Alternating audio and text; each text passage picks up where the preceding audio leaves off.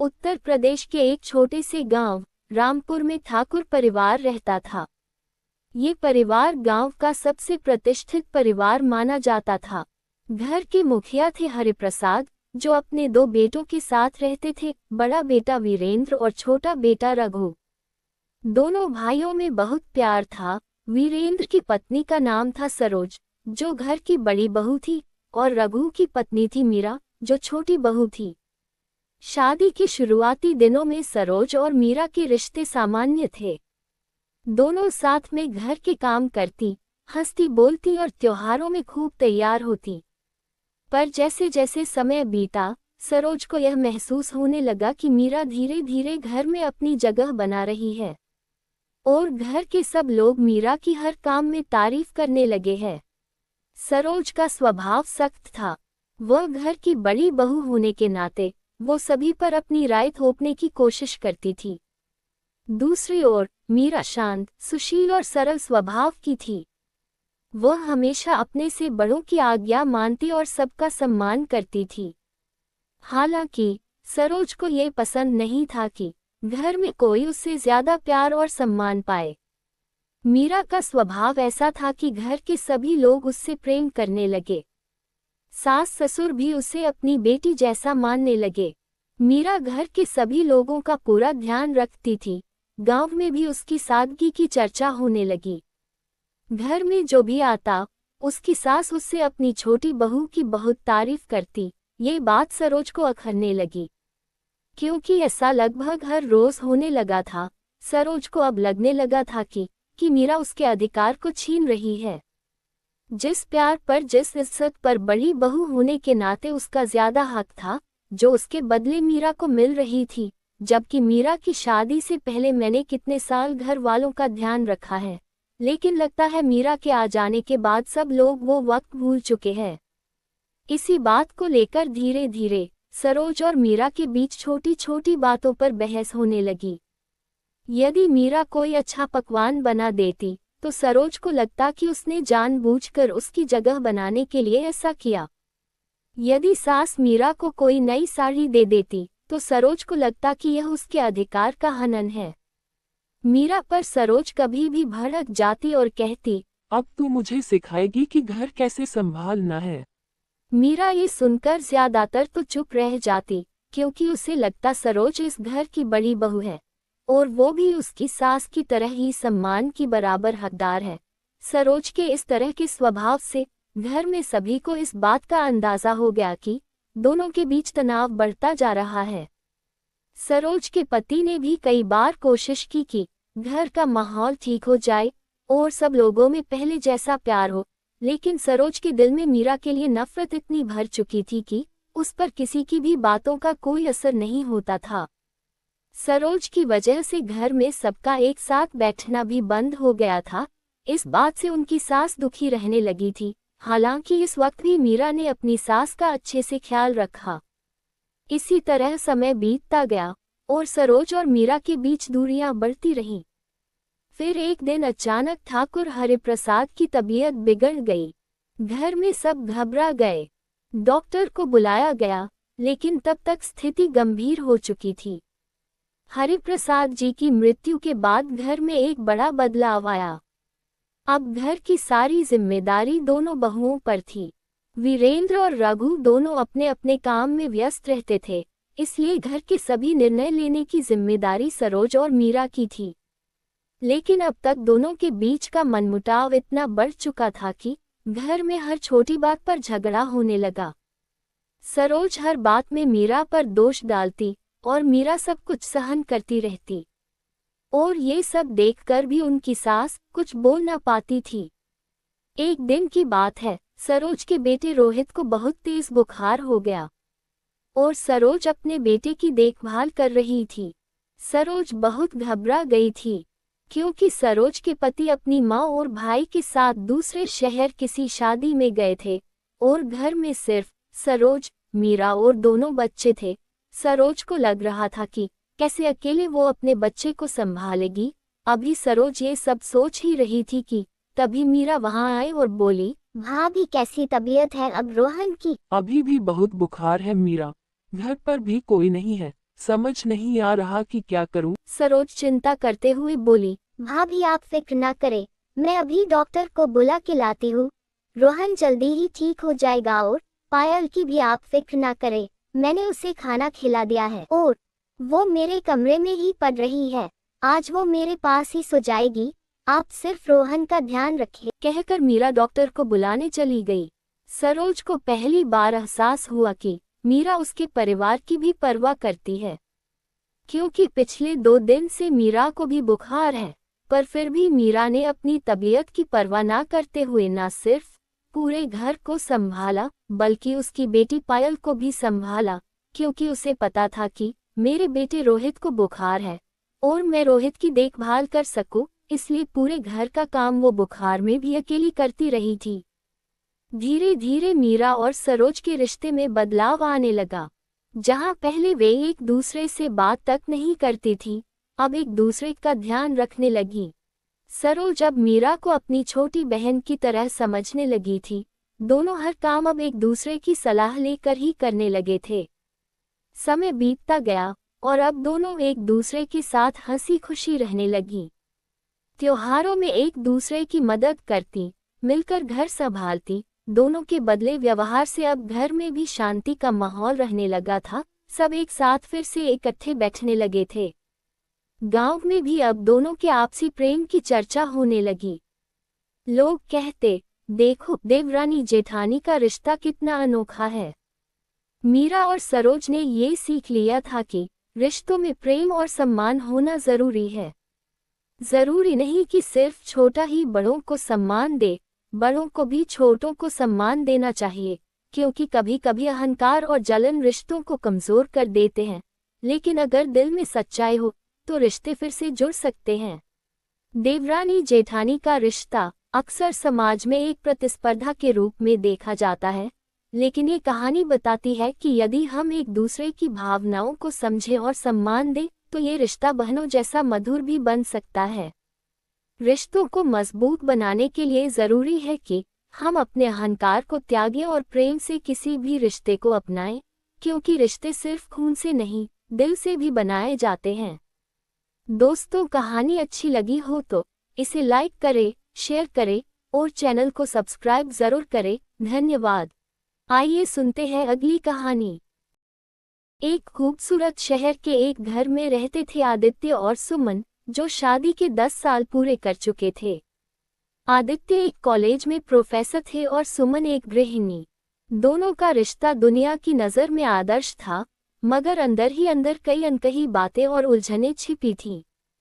शुरू के कुछ वक्त तक सब ठीक था, लेकिन धीरे धीरे आदित्य अपने कॉलेज के कामों में कुछ ज्यादा ही व्यस्त रहने लगे थे और सुमन घर और परिवार की देखभाल में। दोनों के बीच बातें धीरे धीरे कम होने लगी।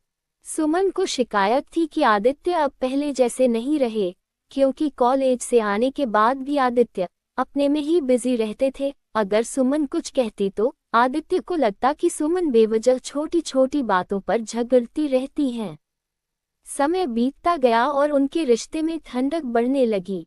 एक दिन सुमन ने आदित्य से कहा, क्या तुम्हें लगता है कि हम पहले जैसे नहीं रहे? आदित्य ने थोड़ी खुंदक में जवाब दिया, तुम फालतू की बातें मत किया करो सुमन, मुझे काम बहुत होता है। और क्या तुम ये लड़कियों की तरह हमेशा प्यार व्यार की बातें करती रहती हो? शादी के इतने सालों के बाद ये सब चीजें अच्छी नहीं लगती। देखो सुमन, अगर तुम्हारा टाइम पास नहीं होता तो कोई अच्छी किताब पढ़ लिया करो या फिर पूजा पाठ में ध्यान लगाओ। कहकर आदित्य फिर अपने काम में बिजी हो गया, बिना इस बात की परवाह किए हुए कि उसकी उन बातों से सुमन के मन पे क्या बीतेगी। ये सुनकर सुमन का मन बुझ गया। उसे लगा कि अब उसकी भावनाएं आदित्य के लिए कोई मायने नहीं रखती। सुमन की सोच आदित्य से बिल्कुल अलग थी। उसे लगता कि नए नवेले जोड़े की बजाय उम्र बढ़ने के साथ साथ पति पत्नी को एक दूसरे के साथ की ज्यादा जरूरत होती है, साथ में वक्त बिताने की जरूरत होती है। लेकिन आदित्य को इन सब से कोई फर्क नहीं पड़ता था। समय के साथ साथ आदित्य की बातों ने धीरे धीरे सुमन को सोचने पर मजबूर कर दिया। उसने फैसला किया कि अब मैं अपनी जिंदगी को नए तरीके से जीऊंगी। अगर आदित्य को उसकी जरूरत नहीं है तो क्यों मैं उसके पीछे चल चल के अपने साथ साथ उसका भी वक्त बर्बाद करूं? मेरे साथ बैठने से, बात करने से अगर उन्हें अच्छा नहीं लगता, तो मुझे ही अपने आप को बदलना होगा। अगर वो मेरे बिना अच्छे से जी सकते हैं, तो मुझे भी अपने आप को उनकी तरह बनाना होगा। ये सोचकर सुमन ने खुद को बदलने की ठानी। उसने अपने पुराने शौक फिर से अपनाए और खुद को खुश रखने की कोशिश करने लगी। अब वह पहले जैसी सुमन नहीं थी, जो सिर्फ अपने पति की राह देखती थी। वो अगर काम भी कर रहा होता था, तो भी सुमन अपना आराम, अपना सारा काम छोड़कर साथ में बैठी रहती थी कि कहीं आदित्य को उसकी कोई ज़रूरत ना पड़ जाए। लेकिन अब सुमन ने ये सब करना छोड़ दिया था। उसने आदित्य को स्पेशल फील करवाना छोड़ दिया। सुमन अब काम के वक्त काम और आराम के वक्त आराम करने लगी। उसने अब सोच लिया था कि जब आदित्य को उसकी ज़रूरत पड़ेगी, तो वो खुद ही उसे आवाज़ दे देगा, और तब से वो अपना वक्त बच्चों के साथ और ज़्यादा बिताने लगी। अब धीरे धीरे आदित्य को ये बदलाव साफ दिखने लगा। एक दिन उसने देखा कि सुमन किसी किताब में खोई हुई है, खुद हंस रही है और उसके चेहरे पर आत्मविश्वास झलक रहा है। उसे लगा क्या सुमन उसको इग्नोर करने लगी है। ये वही सुमन थी जिसे उसने कभी प्यार किया था, मगर अब कहीं खो चुकी थी।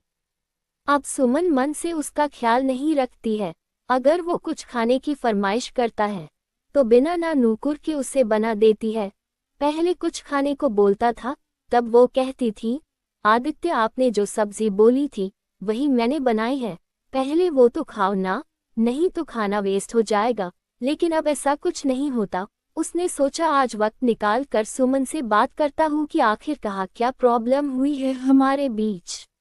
उसी रात आदित्य ने सुमन से पूछा, सुमन क्या बात है, तुम आजकल बहुत बदल गई हो, पहले जैसी नहीं लगती। सुमन मुस्कुराई और बोली, हाँ, अब मैंने वही करना शुरू कर दिया है जो तुम मुझे शुरू से कहते थे। जैसे ही मैं तुमसे कोई बात करना शुरू करती थी, तुम ही कहते थे ना, क्या सुमन मुझे काम करने दो, कभी कहते थे सुमन मुझे आराम करने दो। अभी तो आया हूँ ऑफिस से थका हारा, तुम्हारे पास कभी ना ही मेरे लिए वक्त था आदित्य, न ही मेरी ज़रूरत के लिए पैसे। मैं ये नहीं कहती फिजूल खर्ची करो, आखिर तुम हमारे और बच्चों के लिए ही पैसे सेव कर रहे होगे। लेकिन ऐसे पैसे का क्या करोगे आदित्य, कि जब तुम बूढ़े हो जाओगे तो तुम्हारे पास बच्चे होंगे ही नहीं। क्या तब ये पैसा तुम्हारी सेवा करेगा? क्योंकि सिर्फ बच्चों के स्कूल या ट्यूशन फीस देना ही बच्चों से प्यार करना नहीं होता आदित्य। क्या कभी तुम बच्चों के साथ बैठे, कभी उनसे पूछा कि तुम्हारी कोई ज़रूरत है तो मुझे बेझिझक बताओ? क्या कभी तुमने सोचा कि चलो आज घर जाते वक्त मैं बच्चों के लिए कुछ लेकर जाओ? कितने कितने साल हो जाते हैं आदित्य, तुम बच्चों को और मुझे कभी संडे तक में बाहर नहीं लेके जाते। और बच्चे तो वही सीखते हैं आदित्य जो माँ बाप सिखाते हैं। पहले तुम उनके साथ वक्त नहीं बिताते थे, आज उनके पास तुम्हारे लिए वक्त नहीं है आदित्य। तुम्हारे ऑफिस से आते ही वो अपने अपने कमरे में चले जाते हैं, और जब आज वक्त नहीं है तो बुढ़ापे में क्या होगा आदित्य? अभी तुम जवान हो, चल फिर सकते हो, खुद अपना काम कर सकते हो, अपने दोस्तों के साथ मिल सकते हो। इसलिए तुम कल के बारे में नहीं सोच रहे आदित्य, क्योंकि जब तुम बूढ़े हो जाओगे तब तुम्हारे बच्चे जवान होंगे और वो वही सब करेंगे जो उन्होंने तुमसे सीखा है। सिर्फ अपने काम से काम रखना, अकेले बैठना, अपने बीवी बच्चों से सिर्फ काम के वक्त ही बात करना, और पैसों को सिर्फ बहुत ज़रूरत पड़ने पर खर्च करना। उस वक्त आदित्य तुम किसी से भी कोई भी नाराज़गी नहीं कर सकते। कि आजकल के बच्चे तो माँ बाप को नहीं पूछते, उनके साथ वक्त नहीं बिताते, क्योंकि तुमने उनको अपनी आदत डाली ही नहीं आदित्य। और रही बात मेरी, तो मैं भी वही सब कर रही हूँ जो तुमने मुझसे कहा कि अपने आप में मस्त रहो। जब मुझे किसी काम के लिए तुम्हारी ज़रूरत होगी तो मैं बता दूंगा। इसलिए मैंने भी तुमसे खुद को दूर कर लिया आदित्य, क्योंकि अपने आप को ज़बरदस्ती दूसरों पर थोपने से ना तो प्यार मिलता है और ना ही रिस्पेक्ट। पहले मैं तुम्हारा वक्त मांगती थी, अब मैंने खुद को घर और बच्चों के कामों में ही व्यस्त कर लिया है, और जो टाइम बचता है तो फ़ोन है ही टाइम पास के लिए, कहकर सुमन अपने कमरे में चली गई। आदित्य को महसूस हुआ कि उसने कभी सुमन को समझने की कोशिश ही नहीं की। उसने बस अपने आप को प्राथमिकता दी उसे कभी महसूस ही नहीं हुआ कि उसने सारे रिश्तों को अपने आप से दूर कर लिया है। उसने सोचा कि मैंने अपने आप को अपनी ही नज़रों में इतना ऊंचा मकाम दे दिया कि मुझे अपने आगे सब मूर्ख लगते थे। आदित्य को आज सारी बातें याद आई कि कैसे अगर सुमन उसे कोई सलाह देती तो वो उसे बोलता, तुम्हें बड़ा पता है जैसे क्या कैसे करना है, मैं खुद देख लूंगा, कहकर उसे वही चुप करवा देता। आदित्य ने महसूस किया, अब चाहे मुझसे कोई गलती हो जाए या कोई नुकसान भी हो जाए, कोई मुझसे इस बारे में बात ही नहीं करता, क्योंकि मैंने कभी अपनी बीवी को यह एहसास ही नहीं दिलवाया कि ये घर जितना मेरा है उतना तुम्हारा भी है। तुम भी इस घर के मामले में किसी भी काम के लिए कोई सलाह देना चाहती हो तो दे सकती हो। आदित्य को आज सारी बातें याद आई कि कैसे शादी के शुरू में सुमन हक से उससे सब कुछ मांगती थी, उससे हक से अपना बर्थडे गिफ्ट मांगती थी, जो मैं कभी मजबूरी में देता तो कभी मुंह बनाकर। लेकिन अब सुमन मुझसे घर खर्च के अलावा कुछ नहीं मांगती, कोई फरमाइश नहीं करती कि मुझे बर्थडे में क्या चाहिए या मुझे एक ड्रेस दिला दो। ये तक उसने मुझसे मांगना बंद कर दिया और मैं ये सोचकर खुश होता रहा, चलो मेरा फालतू खर्चा बचा। लेकिन मैं ये भूल गया कि अगर बीवी आपसे कोई फरमाइश करना बंद कर दे तो हर आदमी की होती है, क्योंकि अगर एक औरत का पति अगर प्यार करने वाला हो तो औरत के शौक कभी खत्म नहीं होते, और अगर पति अपनी पत्नी की परवाह ना करता हो तो औरत अपने सारे शौक मार देती है। क्योंकि एक पत्नी का रहन सहन कैसा है ये सिर्फ उसके पति पर ही निर्भर करता है। पति चाहे तो बुढ़ापे में भी उसकी पत्नी का बचपना जिंदा रह सकता है, और पति चाहे तो शादी के चंद सालों के बाद ही उसकी बीवी बूढ़ी हो जाती है। मैं सिर्फ अपनी सेविंग के चक्कर में अपने रिश्तों की कोई सेविंग नहीं कर पाया। छोटे छोटे पैसों को बचाने के लिए रिश्तों को बचाना भूल ही गया, लेकिन अब मैं इस रिश्ते को बचाना चाहता हूँ। अपनी बीवी और बच्चों के साथ अपने रिश्ते फिर से सुधारना चाहता हूँ, ताकि बुढ़ापे में वो मुझे ऐसे ही अकेला ना कर दे जैसे अब मैंने किया है उन्हें। क्योंकि दुनिया में कुछ भी परमानेंट नहीं है। आज जहाँ मैं हूँ कल मेरे बच्चे होंगे, क्योंकि आज जो कुछ भी मैं उनके साथ करूँगा कल वही मेरे पास घूम के आएगा। आदित्य ने खुद को बदलने का निश्चय किया। उसने सुमन के साथ समय बिताना शुरू किया, उसे हर छोटी बड़ी बात में शामिल करने लगा। एक दिन वह सुमन को और बच्चों को नदी किनारे ले गया और कहा, क्या हम फिर से वैसे ही बन सकते हैं जैसे पहले थे? मैं तुम्हारे और बच्चों के साथ वक्त बिताना चाहता हूँ। सुमन की आंखों में नमी थी, मगर इस बार यह खुशी की थी। उसने आदित्य का हाथ थाम लिया और कहा, अगर तुम सच में कोशिश करना चाहते हो तो मैं भी पूरी कोशिश करूंगी। और इस तरह प्रेम और विश्वास की डोर फिर से मजबूत हो गई। दोस्तों, अक्सर पति पत्नी अपने रिश्ते को फॉर ग्रांटेड ले लेते हैं। घर हो या रिश्ता कभी भी अकेले एक इंसान की कोशिश से नहीं चलता, इसमें दोनों तरफ से एक जैसी मेहनत होनी चाहिए।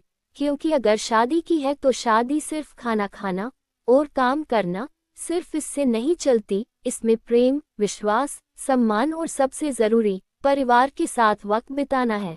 दोस्तों, कहानी अच्छी लगी हो तो इसे लाइक करें, शेयर करें और चैनल को सब्सक्राइब जरूर करें। धन्यवाद।